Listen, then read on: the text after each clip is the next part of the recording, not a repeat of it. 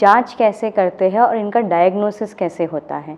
जांच में नॉर्मली हम स्टार्ट करते हैं एक नॉर्मल सीबीसी टेस्ट से, जहां आपका कंप्लीट ब्लड प्रोफाइल बना जाएगा। फिर आपका एलएफटी होता है, आपका रीनल फंक्शन टेस्ट होता है।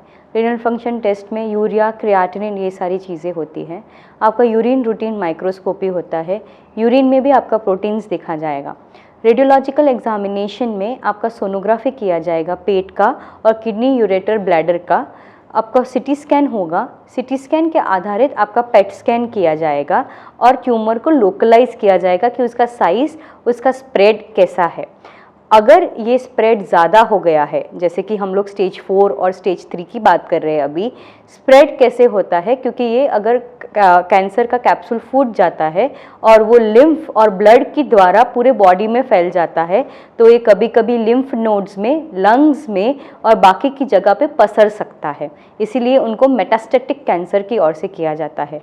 मेटास्टेटिक कैंसर्स में आपकी हर एक जगह की बायोप्सी, जैसे कि स्पेसिफिकली लिम्फ नोड बायोप्सी जो उस किडनी के आसपास है, उसकी की जाएगी और आपका एक स्टेज डिसाइड किया जाएगा और आपका ट्रीटमेंट भी उसी स्टेजिंग के हिसाब से दिया जाएगा। Based on your stage of the cancer और बायोप्सी के सैंपल के हिसाब से आपका एक डायग्नोसिस बनेगा। उस डायग्नोसिस के हिसाब से आपका एक ट्रीटमेंट प्लान बनता है। फॉर विल्म्स ट्यूमर प्रोटोकॉल आपका जो ट्रीटमेंट प्लान बनता है वो एक सर्जरी होगा। मोस्टली सर्जरी में नेफ्रेक्टमी किया जाता है, जिसमें आपका एक किडनी निकाल दिया जाता है। लेकिन जैसे कि अगर स्टेज 5 है, जिसमें दोनों किडनीज अफेक्टेड है, तो उस पाइप में पार्शियल नेफ्रेक्टमी की जाती है। जो आपका अच्छा वाला किडनी का पार्ट है उसको प्रिजर्व किया जाता है।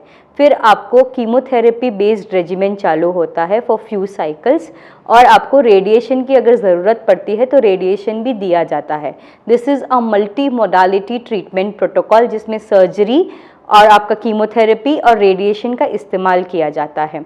जब ये कैंसर बहुत ही एग्रेसिव होता है या रिफ्रैक्टरी होता है, तब इस कैंसर को इम्यूनोथेरेपी या फिर टारगेटेड थेरेपी से, मतलब जो म्यूटेशन है उसके अगेंस्ट ही ड्रग, जैसे कि मोनोक्लोनल एंटीबॉडी, ये सारी चीज़ें इस्तेमाल की जाती हैं।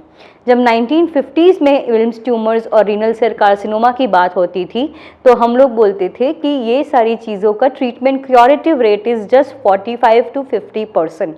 But with the recent advances, और जब साइंस इतना एडवांस चल रहा है, तो आज हम क्योरेटिव रेट 85 to 90% देते हैं, which is a very good prognosis rate and a curative rate for cancer.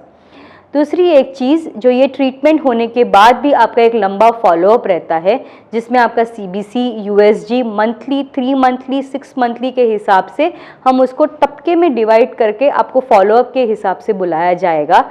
क्योंकि किडनी कैंसर्स कभी कभी वापस आ जाते हैं एज सेकेंडरी कैंसर्स, कभी कभी वो एब्डोमिनल कैंसर्स, ब्लड कैंसर, इस तरह से वो वापस आने की संभावना रखते हैं। इसीलिए ट्रीटमेंट ख़त्म होने के बाद भी आपको एक फॉलोअप दिया जाता है।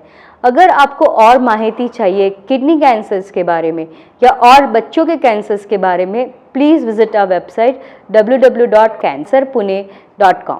Thank you so much.